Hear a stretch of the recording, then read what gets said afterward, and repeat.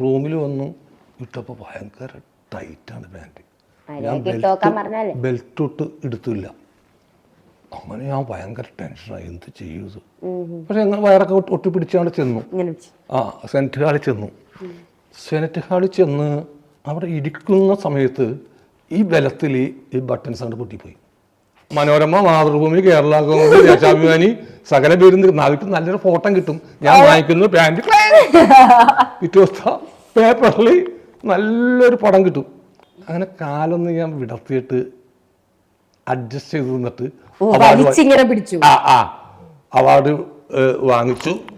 ചെറിയൊരു താങ്ങും കൊടുത്തിട്ട് വന്നു. ഇങ്ങനെ ഒരു കൈ കൊണ്ട് ഒരു കൈ കൊണ്ട് ഹമ്പിളായ എന്നുള്ള അർത്ഥത്തിൽ ഇവിടെ പിടിച്ചേക്കാണ്. വളരെ ഹമ്പിൾ. ഇത് ഞാൻ പാൻറ് പോകാണ്ട് പിടിച്ചേക്കാണ്. ഇത് കഴിഞ്ഞ് രാജീവ് കുമാറാണെന്ന് KSDC chairman, Rajeev Kumar director. അപ്പോൾ അദ്ദേഹത്തിൻ്റെ അനൗൺസ്മെൻറ്റ്, അവാർഡ് ജേതാക്കൾക്ക് 2 വാക്ക് സംസാരിക്കാൻ വിളിക്കുന്നു. അധികം പേരൊന്നുമില്ല, അവിടെ കുറച്ച് പേർക്ക് മാത്രമേ ഉള്ളൂ അവസരം. അപ്പോൾ ബെസ്റ്റ് ആക്ടർ മോഹൻലാൽ അദ്ദേഹം ഷൂട്ടിങ്ങിന് ഡൽഹിയിൽ ആയതിൻ്റെ പേരിൽ അദ്ദേഹത്തിന് വരാൻ സാധിച്ചില്ല. സെക്കൻഡ് ബെസ്റ്റ് ആക്ടർ ഞാൻ അന്ന് മനസ്സിൽ പറഞ്ഞ തെറി